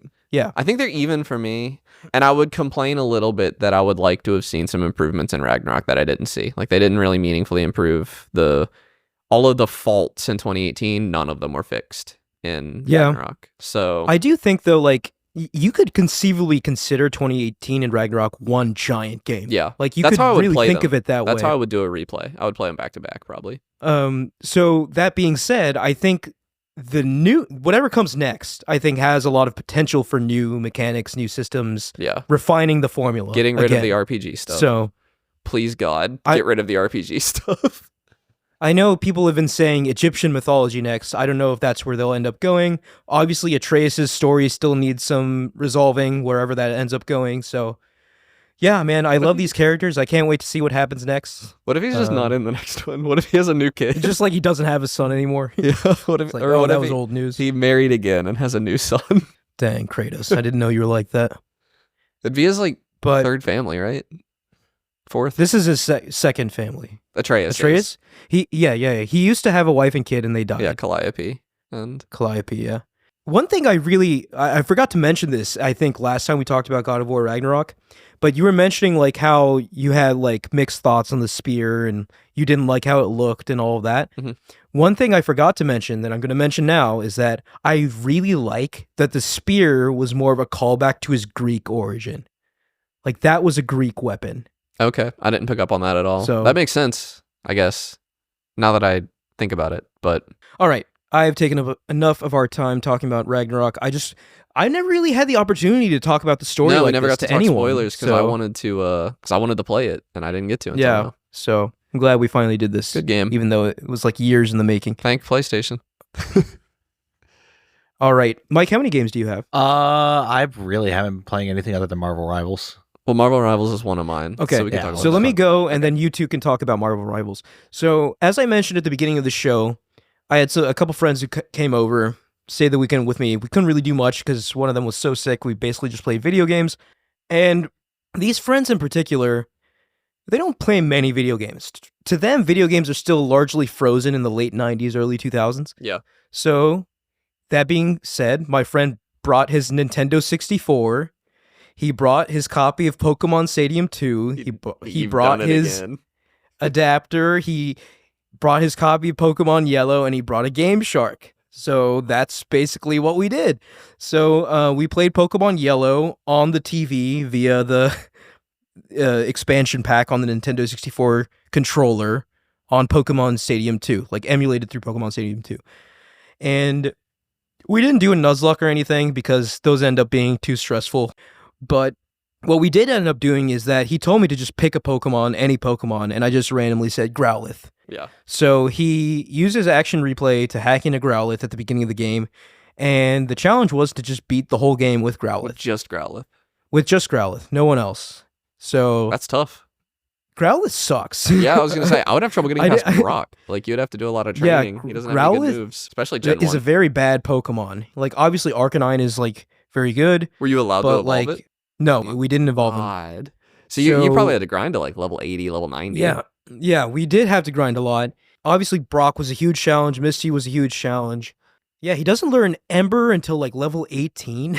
So we were working with like It wouldn't have helped against Brock tackle anyway. and so it was he's just an awful Pokemon. Yeah. But at level 50, Growlithe learns Flamethrower, and that was that something. probably popped off, yeah. But what really carried the run for us is that we taught Growlithe Dig, and that really helped us out a lot. So I think his final move set was Body Slam, Dig, Flamethrower, and Mimic. I think we taught it Mimic. And the Mimic really came in handy for like the Elite Four, because like Lorelei, she's all water and ice Pokemon. God, no revives either for the Elite Four because you only have the one Pokemon. Yeah. So Lorelei was very tough. Yeah. But the way we got around it was that we used Mimic to learn Amnesia, and then we just spam Amnesia to get high special attack and defense, and then basically we were able to tank Lorelei's water moves. That's crazy. So we did end up beating the game. I actually took a picture, but let me see what level. So it ended up taking 11 hours and 56 minutes, but we were at 3x speed. Oh, So- wow. So 30 hours, it- sort of. No, I'm sorry. Like So it's like 11 3 hours. hours. So it was like 3-4 hours, Okay. right? Yeah. So closer to 4 hours. So yeah, he was level 85 when he finished or he turned 86 as he killed Wuhan's last Pokemon. We named the rival Wuhan, completely unrelated to my friend being sick, which is hilarious. That is really funny. Because we started the game before he started feeling sick. That's so funny. So I don't know why Wuhan came to my head, but I was just like, he's Wuhan, and we were Jack, which was one of the default options. Did you nickname your Growlithe? Yeah, we called him Felix, which is my sister's dog. Oh, okay. So That's fun. Felix did well. Level 86 Felix cleared Pokemon Yellow by himself, so good job. But man, is Growlithe a terrible Pokemon. All right, that's all I got. Some Marvel For rivals, now. Mike. Marvel Rivals. I have become a Spider-Man main. I haven't really Oh, played dear. anybody else, but I love this is just a fun game. I've never really gotten into a hero shooter before. I never really gave Overwatch the time it would have taken to understand the mechanics, but because of the Marvel coat of paint on Marvel Rivals, I can at a glance understand things pretty well because I know these characters already. The exception being I never know who's a healer. I actually think the Marvel coat of paint hurts them on that front because I'm playing Spider-Man, so my job is to get behind enemy lines and kill the healer and then get out of there. And I'm having trouble doing that. I'm getting a little better at it now that I'm learning the game a little, but I don't Mantis makes sense as a healer, but Rocket Raccoon is a healer. Yeah, all the strategies can help. Yeah, and that confuses me. But So man, I'm getting better now. I became a gimmick account. Okay. Oh yeah. My account name is now Onked and Dangerous. Oh, so you're playing Moon Knight? I'm playing Moon Knight and Winter Soldier exclusively. Nice. And I actually had something happen recently. I was playing a quick play match with my friends. Yeah. And I look on the enemy team, and there's this 4-stack of all VTubers. Oh my. Like 5K plus viewer combined co-op stream VTubers. Are you streaming at the time? Yeah, I was streaming at the time. Uh-oh. So yeah, when we rolled them, we absolutely rolled these VTubers. Did you check out the stream? Yeah, I did. They called me trash. It was funny. Oh. It was so bad. It was so funny because I was playing Moon Knight. So Yeah. I just made them mad because they don't know how to deal with Moon Knight. Yeah. I don't either, to be fair. Yeah, you just don't stand next to somebody and you can deal with Moon Knight. Oh, really? Just Okay. just don't stand next to people and he's absolutely worthless. But whenever teams stand together, it's free damage. Okay. Well, I don't do that already because Yeah. I'm zipping around on webs. But yeah, it was funny because it was all VTubers that I vaguely recognize their names because X's algorithm sucks and keeps recommending me VTubers because I follow a friend who follows a bunch of VTubers. Yeah, Twitter sucks, man. So yeah, that was the funniest thing that could have happened to me in Marvel Rivals, and then rolling them just made it funnier. Yeah, winning this game feels really good. Even losing feels fine because at some Yeah. point I just play characters I enjoy playing, and it doesn't really matter. So I don't know how popular of a take this is, but I've seen a lot of people saying that Spider-Man is the hardest character. He's pretty difficult. And I agree, he's pretty difficult.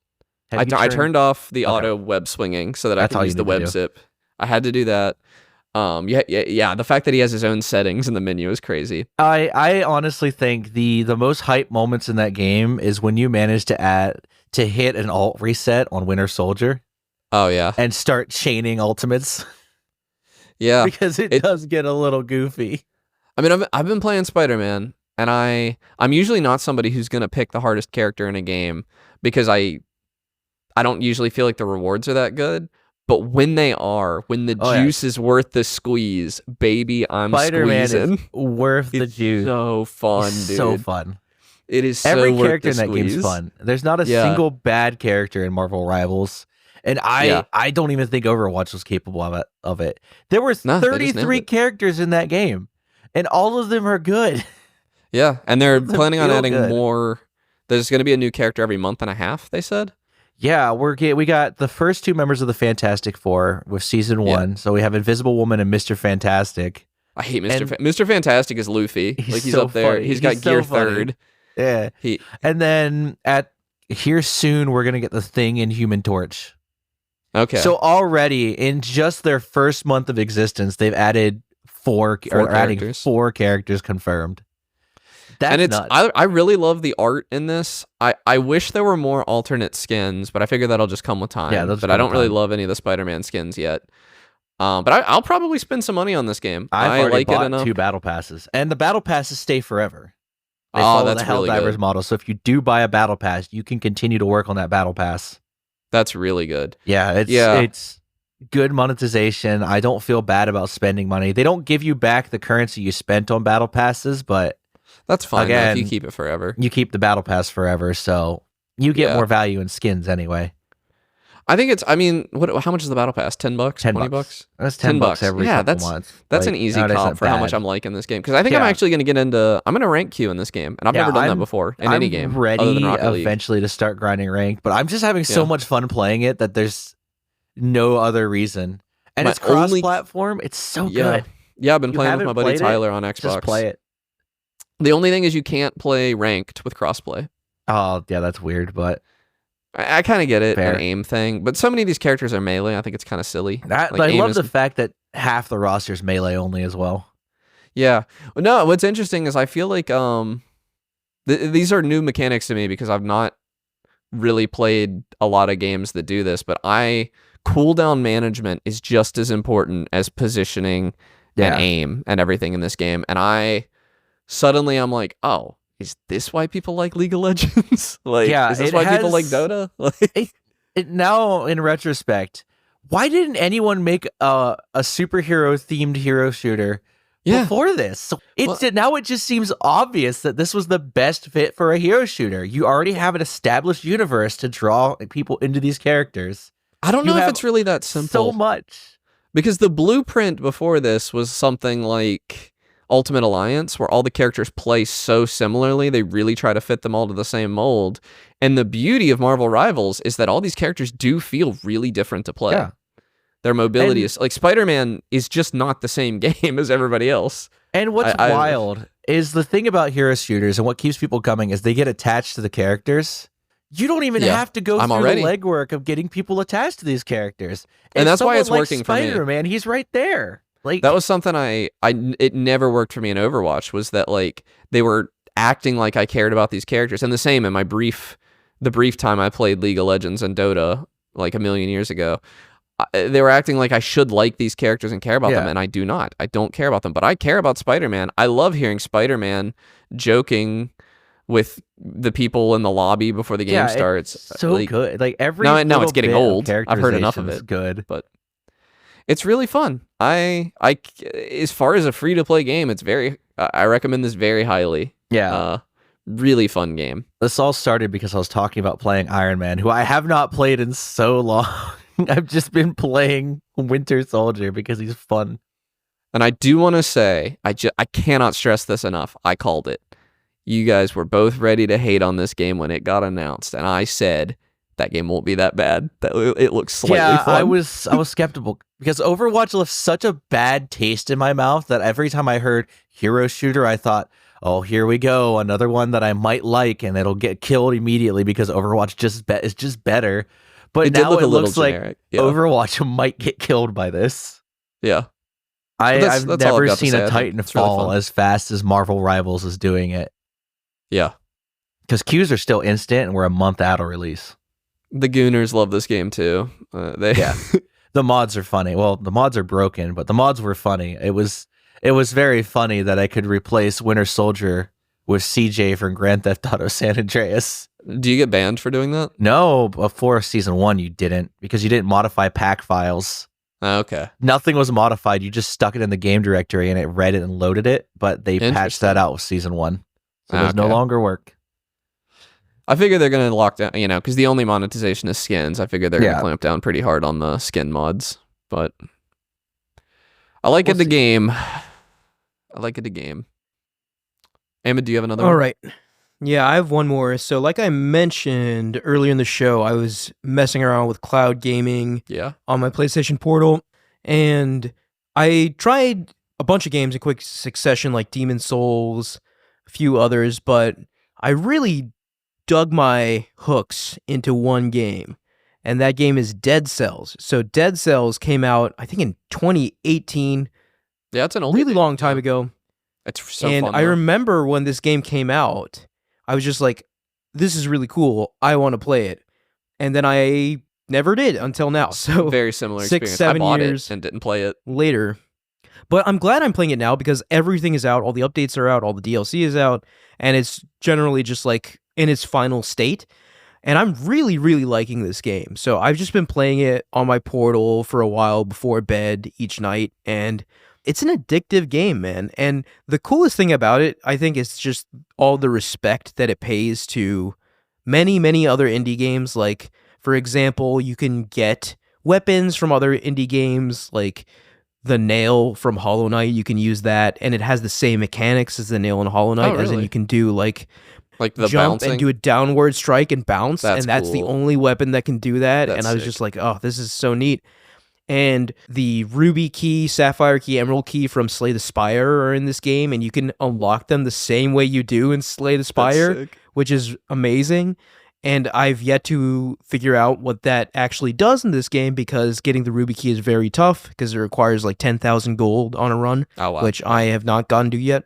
But it's just really cool in covering all these really neat Easter eggs and secrets and seeing how they actually affect the game when they originally come from other games. And they had this whole like Castlevania DLC as well, and I actually messed around with that. Like, I found the entrance to the DLC and went into Dracula's castle, and it was just really, really neat. And it reminds me a lot of, I don't know, it's like a mixture, because like obviously it is a roguelite, but it is also a Metroidvania. Yeah, that was the big Uh, billing when it was new, and I always Okay, was curious yeah. how they managed a Metroidvania and a roguelike. I was always curious, but I never really put the time Yeah, in. because there are sections of the map that are gated off until you get certain permanent abilities. Okay. Which is cool, right? Like, I haven't really seen that combination of roguelike and Metroidvania executed like this before. Yeah, it's kind of a reversal of like a lot of newer games are doing Metroid Brainia, which is you learn something and now you can get to a new area. And that was actually how roguelikes used to do that. You could learn things that would let you do new stuff in the early areas, and then I guess this is the opposite. It went backwards. Instead of learning something new, you get a new ability and can go somewhere new. And that's novel because it's just not what everybody else does in a roguelite. Yeah, it is novel, and there is a huge degree of customization to this game. Like I said, there are weapons that come from other games, and I guess I should mention, right, like in a typical run, you have a melee weapon, a ranged weapon, or a defensive weapon, and two kind of abilities that you can pick up as you progress through the game. And just experimenting with that, optimizing your run and figuring out different strategies, because like the builds can result in completely different play styles. Like, I had one play style that was almost completely passive, in which I just like basically put down traps and then dodge the enemy until my traps kill them. And then I've had other runs which are way more quote unquote traditional, in which I'm dodging and like attacking with a dual blade weapon or something like that. So the weapon variety, item variety leads to a lot of gameplay variety, which is really cool. There's also a lot of like visual customization. So there are like skins from other games that you can equip, and that's always fun. As you know me, like that's not really my cup of tea. I like the default look in most games, so I'm not really messing around too much with that. But I am very much enjoying this game, and I do think I've really only scratched the surface. I have like around 4 to 5 hours in this game so far, and I have not beaten a run yet. Oh, it'll take a lot more. You'll probably I think it's a pretty hard game. Yeah, I can't imagine you'll beat it before 30 hours, I think. Yeah, it's not a pushover at all. Yeah. And one mechanic I really wanted to highlight, and I think this makes it really kind of unique above its peers, is this system where when you go through a level and get to the next level, there's like this interstitial area where you can do your upgrades and whatever. Some of them permanent, some of them temporary for the run. But it's cool in that like this area does not exist at the beginning of a run, in like the NPC area at the beginning of the run. You actually have to start a run before you can upgrade anything. Oh, that's cool. And I thought that was neat. Yeah, not a lot of games do that. Is there like a risk versus reward side to that? Like, well, no, like it's that like you literally can't improve at all until you at least get past the first level. Okay. So it forces you to interface with the mechanics of the game at least a little bit. Yeah. To basically learn the basics before you can start upgrading things. That's cool. But the mechanic I really like is that there is this... Well, before I get into that, sorry, I want to mention one more thing. So the interstitial areas have these secret doors, right? And one of them open if you get to that area under a certain time period, and the other one opens if you are basically flawless, like you didn't get hit while you were progressing through the area. And the time-gated door is the one I get the most, because that's easier for me than being flawless at this moment. But the mechanic that really makes that more achievable is that if you kill enemies quickly, right? Like if you kill them without too much delay, you get a speed buff, right? So cool. You start moving faster, jumping faster, and it scales. So as long as you keep killing enemies, you get faster and faster and faster and faster and faster. So I imagine a master at this game is just zipping through this game, like at extremely high speeds. And I think that's really cool, right? Like, because even if you get hit, right, you maintain the speed buff. It's only if you stop killing for like, I don't know, 10 seconds or something that the speed buff resets back to 0 and you're moving at default speed. But that mechanic really encourages a kind of like flow state nature, where you're like dodging and killing and dodging and just obviously trying not to get hit, but even if you get hit, it's okay if you just maintain the kill streak. Yeah. And obviously there are like modifiers that synergize with that, like the combo one, where like each time you hit an enemy under a certain time period, your next attack is stronger, so that synergizes really well with the speed buff. I don't know, it's a very cool game. It's a game where I feel like I've just really dipped my toe, but I think the sort of unique mechanics in this game help it stand out among other roguelikes. So looking forward to playing more of it. All right. Yeah. Back to you, Connor. I'll wrap us up. I finished Indiana Jones and the Great Circle. Good game. All right. Xbox has a hit on their hands, put simply. I really liked this game all the way through. The gameplay was pretty good. It really only has... Even the side quests I thought were excellent. Actually, probably the best moment in the entire game was a side quest that I happened to stumble upon that kind of dips into like psychological horror for a little bit. It's really cool. Oh, neat. I really enjoyed that. This has me really excited for the future of ray tracing in games that have a lot of time in caves, because the caves in this game and the ruins are so beautiful. It's just a really easy recommendation. The only complaint I have is that this game has boss fights, and it is not a combat game. It shouldn't have boss fights at all. They're all terrible. And this is exacerbated by the fact that the ending sequence of this game And I've now seen 2 Indiana Jones movies. I've seen the first one and the third one. The second one I found unwatchable, so I skipped it. It was really bad. Oh, so you watched these movies after playing the game, or like during the game? I think they were both after. Yeah, I like the game enough Wow, to go watch okay. the movies, and I do think the game is better than the movies. Maybe not better than the first one. The first Indiana Jones movie was quite good. Definitely better than the second one. That movie is awful, truly horrendous. But I do, and I think part of that is just that the pacing of a 12-hour game, you can just do a lot more than you can in an hour and a half movie. Also, thank God those movies are so short, mercifully short. We need that to come back. But much like the movies, the big action set piece at the end of the game is you boxing a Nazi, and it's so boring. The mechanics just for combat in this game are not good. So it really kind of ends... Was the boxing like a bespoke thing they made for the final boss, or was it just No, the it was normal just mechanics? the combat from the game. Oh, okay. And the combat is something you engage with very rarely because it's kind of immersive simi.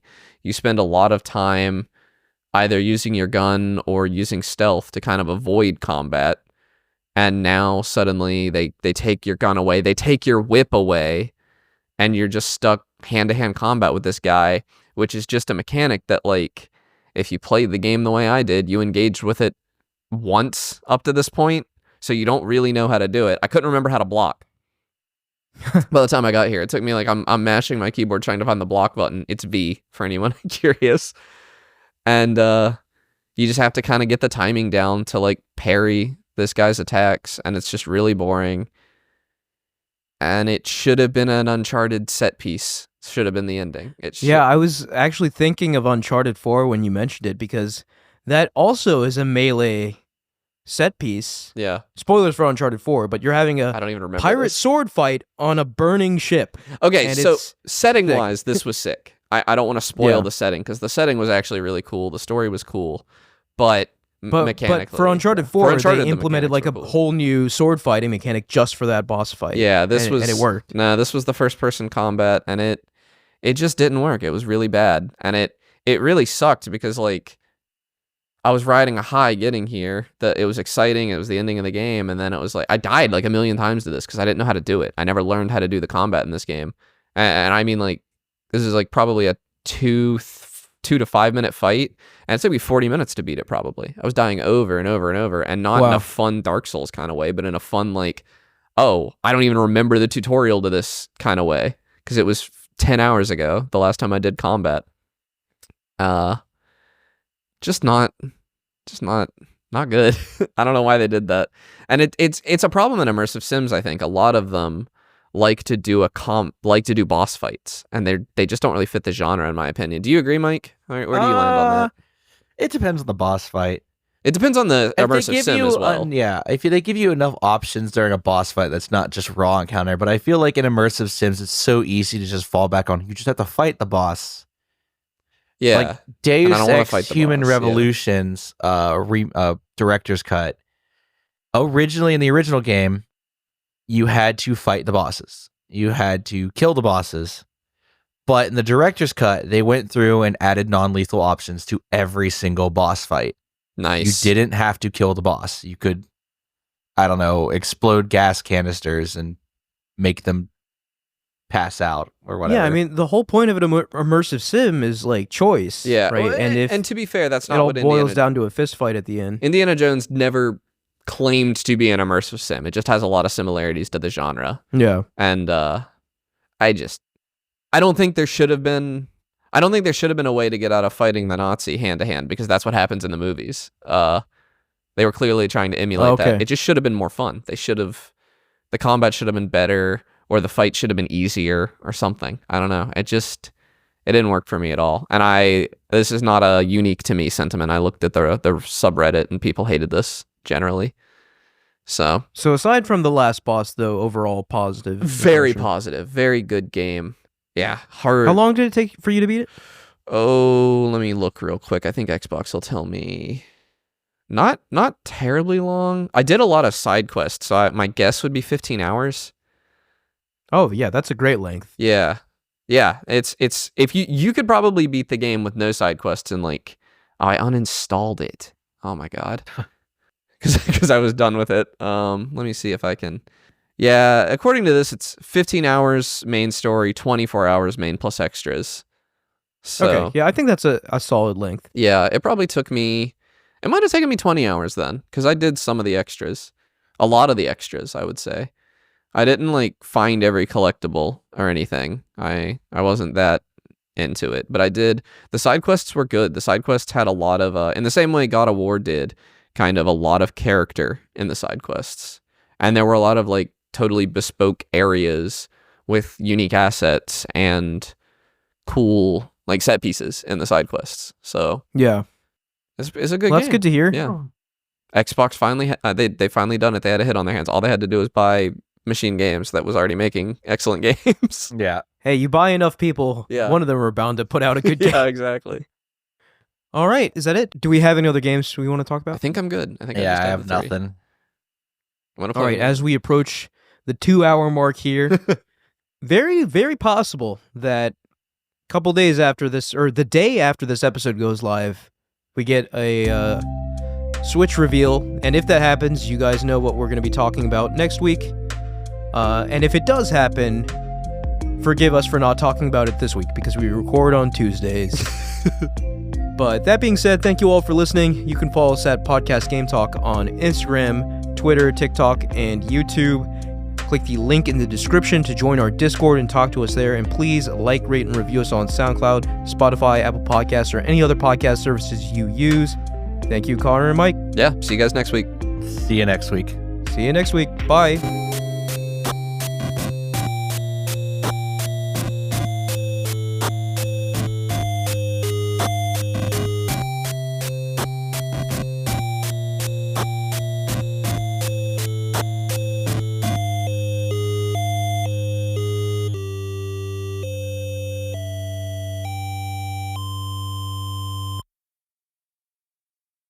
Meta paid a fortune to get Assassin's Creed Nexus on the Quest. I lost Happened him again. Connor, you're gone. Oh no. Every time I mention Meta, Meta took him Dude, again. Zuckerberg's striking you I down am with sorry. lightning. He on was me. getting zucked. but Get zucked.